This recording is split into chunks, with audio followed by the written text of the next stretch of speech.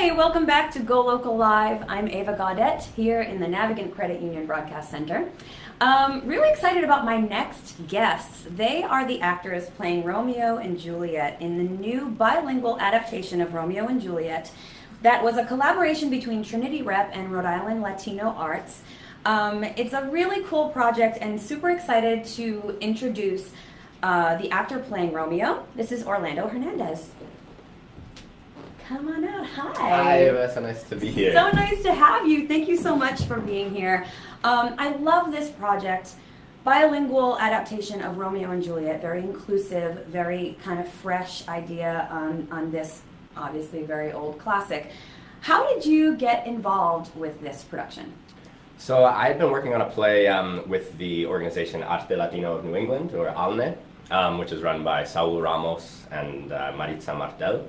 And that's a Providence-based local Latino, Latina, Spanish language community theater group. So I was working on a play with them, and then Saul last summer was brought in to do the translation and adaptation that we used last summer for Romeo and Juliet. So he kind of spread the word among some of the people in that show. And then I went and auditioned and got in the mix that way. So last year's production was a different version, a different adaptation of Romeo and Juliet. Did you play Romeo last year as well, or did you play a different role? I played Romeo last year. Oh, just Romeo. I love it. So how does this adaptation differ from last year's?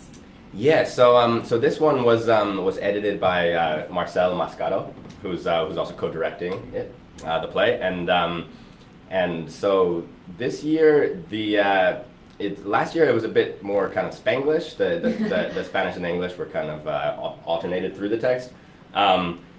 This year, I think the idea was to have more kind of substantive kind of chunks of Spanish that we could really kind of get into the Spanish, kind of give Spanish language audiences a real kind of place to immerse themselves.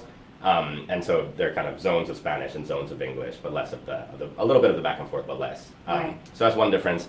And the other kind of main difference is that the one last year used an older form of Spanish, based more in the kinds of in the ways that people talk in Spain, and in particular would have been talking at a time kind of contemporaneous with Shakespeare.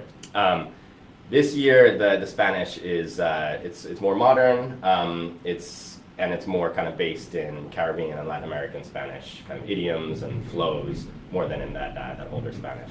That's really cool, because I was wondering how the translation would actually happen, because we were talking earlier, it's almost like you're watching a show in another language already when you go to see Shakespeare, because the Old English that he used is so specific and sometimes hard to penetrate. So I was wondering are they translating it in poetry kind of the same way, or are they kind of utilizing the Spanish in a different way? It sounds like they're doing more of a contemporary translation. Is that kind of accurate, like of the poetry that Shakespeare used?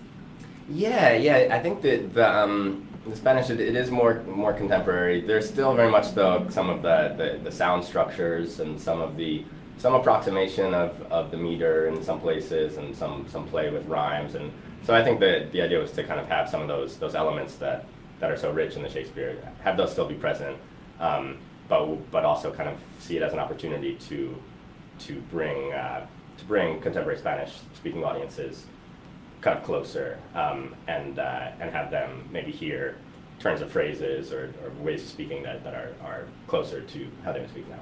Yeah. How has the response been with your audiences? I mean, you have done this once, one season before this. This is still kind of a newer process. So how has the response been so far?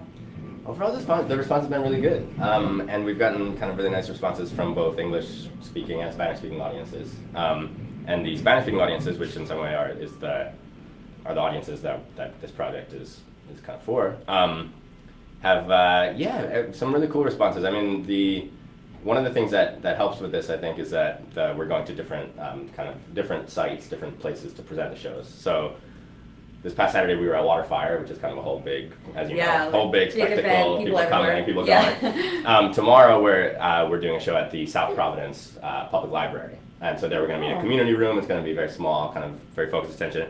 Last year when we performed there, because of the neighborhood it's in and because of people who use that library, there were a lot of Spanish speakers, a lot of Latinos and Latinas there. And the response was really great. I mean, I think some things with the humor, kind of, we really felt that kind of live response. Yeah, that's always funny because that is something that you can tell right away if they're with you. You know, Totally, if they're catching the jokes and laughing, then you know, like, awesome, we're connecting. They're totally with us right now. Totally, and I think the Spanish offers some ways to for people, for Spanish speakers, but also just even for us as actors and maybe even for English speakers too. Just kind of just like the way that a lot of the humor in Shakespeare might, when you're first reading it, you might not see it there because there's the distance of the older language. But then when you start to see it in its kind of like in its physical staging and the kind of, you get this, you kind of start, the humor starts to come alive a little bit. And so I think the Spanish we're using a little bit like that too, as a way into the humor, into the dream visions, into the romance, into the tragedy of it. So as a way into the text. That's really cool. So what are some of your favorite things about being able to play Romeo in this kind of production? Well, it's a pretty, when you're talking about theatrical roles, I don't think you can get more iconic than playing Romeo in Romeo and Juliet. So it's sort of like, it's a big deal. It's true. No, it's been a total thrill for me to get to do it. And yeah, it's exciting for me to be in a production that has English and Spanish, because that kind of speaks to my own family experience, my own life, kind of growing up in the U.S., but with Puerto Rican family and spending some time there, and so having this kind of relationship with English and Spanish that isn't always clear exactly where it all fits together. Yeah. And so to have a kind of a way to play through some of those questions and problems is exciting. And I think Romeo in particular is exciting to me because he has a kind of wisdom and kind of deep perception that comes out, and that I think is fun to explore. But at the same time, he's kind of young, and he's not super filtered. So so when he feels things, he kind of like wears them on his sleeve a little bit. Yeah. And so I think that's also a really kind of fun opportunity to get to play through some of these different mental spaces and emotions, and it's something that's familiar to me in my own life too. So. Absolutely. So would you be able to give us just maybe a line or two from the show to kind of just give us a sense of what we would hear as far as how they're incorporating the English and Spanish with the Shakespeare? Sure. A little taste. Sure. So this is the line. This is in the balcony scene, and it's right when Romeo kind of hears that Juliet's been talking about him, and decides to present himself to her because he's so overwhelmed and with excitement. And he says, "I take thee at thy word. Llámame tu amor y estoy de nuevo bautizado. No seré Romeo más nunca." And so in English that means, for the people who don't know that already, it's I take thee at thy word. Call me but love, and I'll be new baptized. Henceforth I never will be Romeo. So it's also a time when that kind of, when the taking on of that new in love position is also kind of reflected in the taking on of Spanish. It's kind of amazing because you wouldn't think that it would be possible for, the lines from Romeo and Juliet to sound any more romantic, and yet it did. That sounded so romantic and beautiful. Well, it's super exciting. We also have your counterpart here, the actress playing Juliet. Yes. And her name is Gabriela Rosado. We're going to introduce her out now. We're going to do a little swap. Sounds great. Thank you so much. We'll have you back for a sec later. Sounds good. Maria, come on out. Hey! Hi, thank you so much for being here. Thank you so much for having me. I'm so excited to be here. So Maria, you are playing Juliet in this production. I am. Let's talk a little bit about your background and how you got involved in this production. You are a first-year student at the conservatory, Brown Trinity Conservatory. Yes. So about to be a second year. Awesome. Yes, that's right, because we're summertime, coming into the fall season, so you've already have one under your belt. Yep.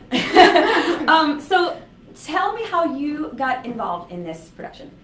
Yeah, so Marcel Mascaro, who is the editor and co-director of this project, is also a fellow actor in the program.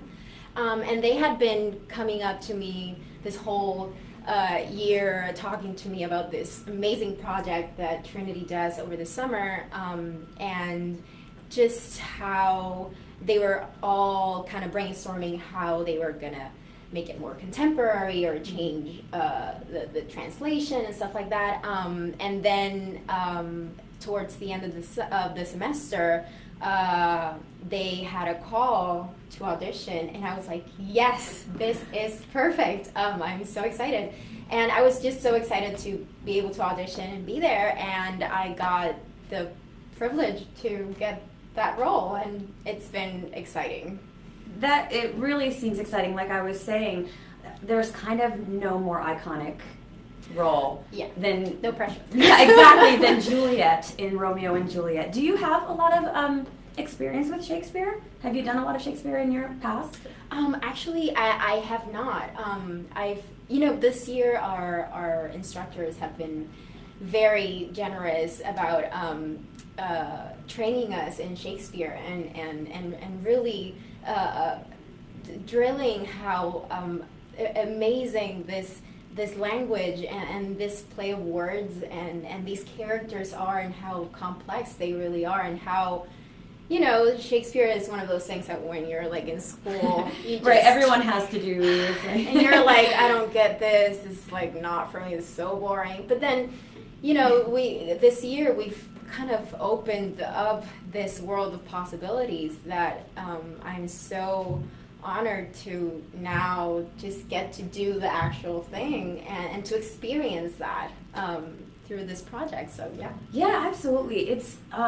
It's such a unique way of doing the production, and was wondering if learning Shakespeare, I think from an actor's point of view, is always sort of daunting, because you're learning this, like I was saying, kind of a poetic writing style that Shakespeare used, and now you're adding on top of it that it is bilingual, so you're also speaking Spanish. Yeah. Did that make it harder, or did that make it sort of easier for you? I think Shakespeare is one of those things that we know that there are kind of like these rules to it, and we kind of have this like approach to it, but Shakespeare is a world in itself, and I think doing it in Spanish just opened up that world, the possibilities of that world, and made it, I think it's made it, for me, it's made it more relatable to me and who I am. And it's kind of like doing Shakespeare, but also making it your own kind of thing. Right. And that's been really exciting. So Shakespeare is always challenging. Theater is challenging. Right, theater is challenging. In general. But I think it's been a very fun and fulfilling challenge to take on. Yeah. Do you get many opportunities to do bilingual theater or Spanish-speaking theater? Is that something that, kind of comes across your plate often, or is this something, different? Well, I mean, it's funny because I've only been here a year. I came straight from Puerto Rico to do this program. Yeah. So it's been a year since I've been able to do a projection in Spanish. This year in school, I was able to do a couple of Jose Rivera's works. Mm-hmm. So, I had a scene from Marisol where, I had a couple of lines in Spanish, but this is the first time in some time that I've been able to tackle something in Spanish, and I think it's been so refreshing and so rewarding because I get to do both things at once. So I get to play around with both things at once. And yeah, it's always so great to start from a place where you feel like you're home. Yeah, very comfortable. My language is home to me. So that opens up even more my my perspective on this world that Shakespeare has gifted us. Yeah, absolutely. So what are your favorite things about playing Juliet? Oh my gosh. I think my favorite thing about Juliet is like it's so exciting to see how really like how, just like Orlando said, like how mature and clever these characters actually are. I mean, they're teenagers. They're teenagers in the show, I mean in the play. They're written that way. And it's just exciting to see that, she's not all that different from myself when I was that age. Unexperienced, yes, a bit, innocent, a bit naive, but still like very like hopeful and full of dreams and craving to know more and to experience more, and clever and mature, yet still sensible and sensitive to the world. And it's just exciting to see how teenagers really are complex, and and Juliet was, she was so brave what she did, and she just had this like huge burden to carry, and she did it with all her heart. And yeah, she was so courageous, and it's been awesome exploring that. Yeah, that's a really kind of powerful woman to play. Yeah. So yeah, it must be pretty fun. Do you feel that the way that they have incorporated these kind of two cultures and two languages, does it change the show? Does it make the show sort of more relatable to things that we are experiencing today, or do you think it's still just a classic story told in a new way? I think the great thing about Shakespeare is that he explores human nature in such a way that we can always look at it and say, yeah, I went through that. I feel you. I can totally relate to that. I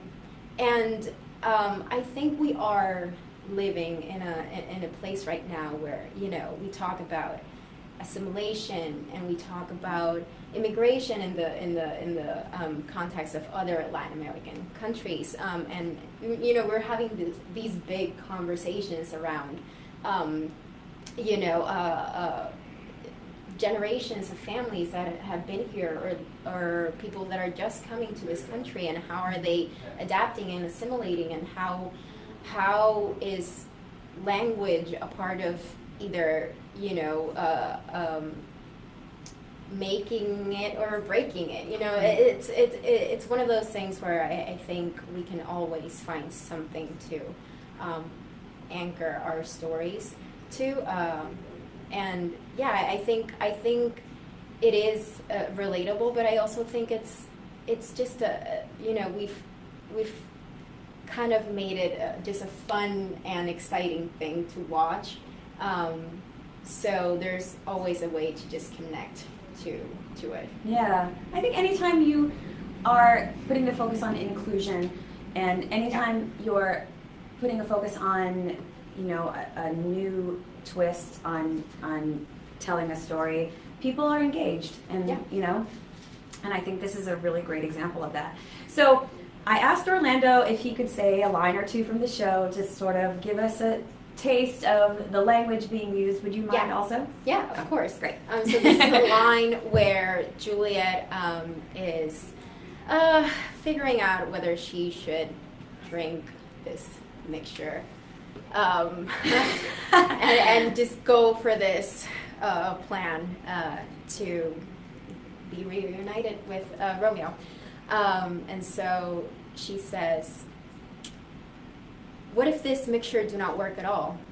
Shall I be married then tomorrow morning? Y si cuando esté acostada ahí en la tumba, me despierto antes de que Romeo venga a salvarme?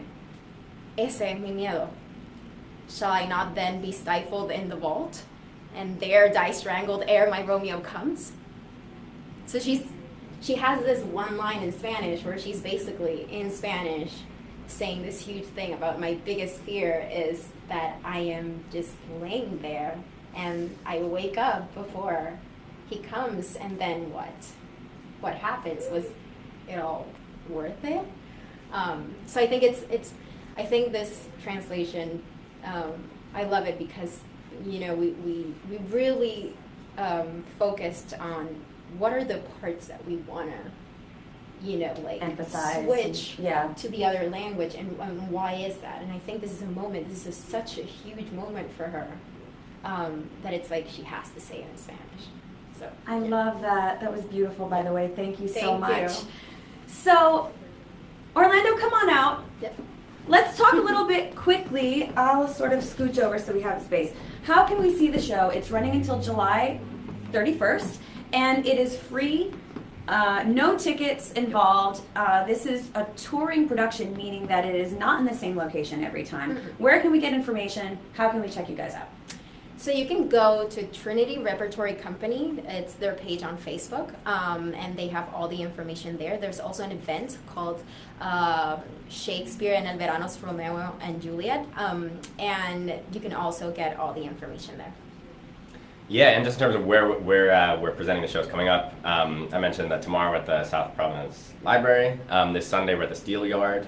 Next Thursday we're at the Temple to Music in Roger Williams Park, which will be perfect. beautiful. Oh, that's a lovely location for this. Yes, and then a few other places like the Southside Cultural Center, which is a really great space. Where else? We're going to be at Waterfire again. Waterfire again, yes. So, yeah. Yeah, so we'll be hopping around. Amazing. I love it. Please go and check out this amazing production. Thank you both for being